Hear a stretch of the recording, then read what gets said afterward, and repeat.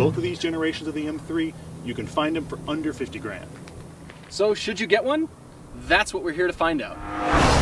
Talk about a car that clears your head. This one clears your sinuses. If you want to know what power steering should feel like, you should drive this M3.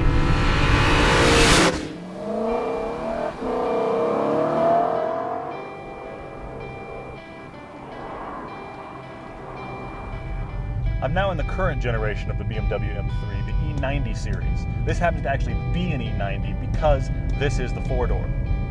There's been 4 generations of the M3 in this country. Only 2 of those generations have gotten 4 doors. This one, and 2 generations ago, the E36. This particular flavor is about 64 grand. It's very expensive, but you can find them for about 37 to 40 in great shape. That's remarkably cheap for this much technology. Between the E46 and this E90 sedan, it's not just a generation gap. It feels like a Grand Canyon between the 2 cars. This is one of those rare cars where you can say, honey, I can take the kids in it. It's a normal, practical vehicle. But if you have a canyon road or a long stretch of tarmac, you can fly. You can be a child. There's so much to love about this car.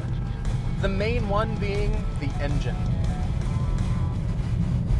Now this is a bit heavier car than the other M3, about 400 pounds, but this has the big snarling V8. And in the same way as the previous generation, it just pulls and pulls and pulls and pulls and pulls to redline, and you keep thinking it can't pull any harder, and then it does.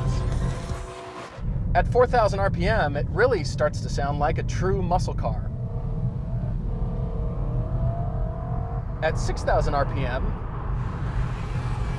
that ripping sound you hear is the fabric of the time-space continuum. There won't be another V8, and that's because this car sucks up gasoline like an addict snorts Coke. I feel like I'm shoveling wheelbarrows full of gasoline at this car. But I guess once you're doing this, you don't really care, do you? It may be bigger and heavier than the last generation, but it's every bit as fast as your E60. And this gearbox actually really rewards you. It is everything that the SMG gearbox isn't. Quick, crisp, easy to anticipate, but you can actually leave in automatic mode and it's better than we are. On your drive logic button, just beneath your gear selector, in the E46, that's really just a pain meter. On this car, you can have it all the way up to 5, and the shifts are gonna be crisp, but it's not gonna break your neck. For sheer driver fun, yes, the 6-speed would be a blast. But if you're looking for track times or a commute that's easy to do and the occasional blast on a canyon, this gearbox is quite amazing. I gotta be honest with you. As soon as I saw this car, I fell in love. Look at the brakes, look at the power bulge on the hood, look at the stance. Now, Todd hates the power dome on the hood. It looks like a pimple to me. It looks like a mistake. I think it's fantastic. It's part of this aggressive styling. Now, the entire car is not one of the most beautiful cars I've ever seen in my life, but what I really have started to appreciate are the twisting surfaces from the top of the headlight as it wraps all the way to the base of the A-pillar. You'll also notice a twisting surface as it goes from the rear 3/4 and wraps around to the trunk. It's really quite beautiful. I would actually prefer the 4-door to the coupe because of proportion. The 4 doors balance everything a little bit better. And take a look at how great this interior is. It feels sporty, it's beautiful materials. Again, the interior is pretty staid, and they want to get away with the fact that, okay, we make cars for drivers so our cars don't look that pretty inside. That's a poor excuse. A Lotus Elise, that gets away with the driver's car interior. A luxury German sedan just can't. It's clean though, and I actually like it better without the nav screen because it does this double hump thing that I don't like. It's such a high quality car, and it feels like the nearly 70 grand you're going to be paying brand new.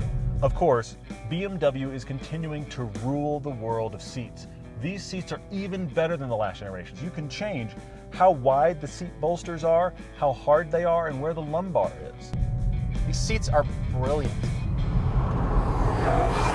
And I can tell the minute I sit down. Everything about this generation is bigger, louder, and angrier than the last. In fact, it feels a little bit larger behind the wheel. I don't feel the road as well in this car as I do in the previous generation, but it's very confidence-inspiring. I find myself just astounded by how easy this car is to drive incredibly fast. With a full slate of cars available to journalists, many of my fastest track times are still in the M3. All you have to do is push the M button on your steering wheel. It changes the engine power, it changes your shift points, it stiffens the suspension, and it makes the steering rack even tighter. It really makes your car pissed off. This is like having a house cat that's a Bengal tiger. You'll get used to it. You'll forget that it is just as crazy and exotic as it really is. When you have those rare moments to expose somebody else to this car, it's like suddenly opening the door for the FedEx guy and he sees, oh my God, you own a tiger. I can see why BMW makes you pay a premium for this car. It sucks, but just bite the bullet because you're going to be happy. Now the thing about buying a used one of these is yes, you can save yourself a good amount of money, but remember you're buying yourself a car that was almost $70,000 new, and that means that when it breaks, it's going to cost what it would to fix a $70,000 car.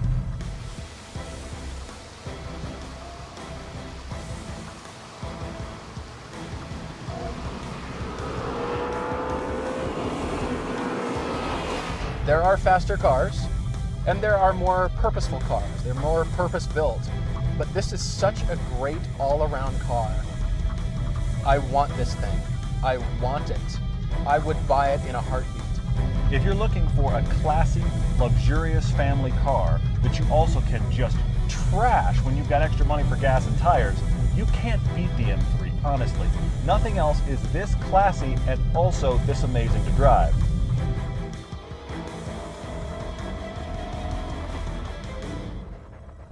All right, so M3s. We're recommending people buy these too? I think we are. Okay. The E46 is a great car. I liked it. Yeah. But it was just a car to me. There's a lot of good cars. I like the E46 a lot, but it stopped being made in 06. This came out in 08, and to me it's like 10 years past. I love this car. The more I drive this, the better this gets. If somebody's got 40 grand, you buy this one. If you've got 20 grand, you can't afford one of these, so you get the E46, and you still end up with a great car. You do, but I think even if you don't have the money, friends, family, fools, anybody, take out a bigger loan. Go into debt. So you now have viewers living in tents and driving this car. Go to REI, buy a tent, buy this car. It's that good. That's fantastic living advice, especially in a recession. Well done.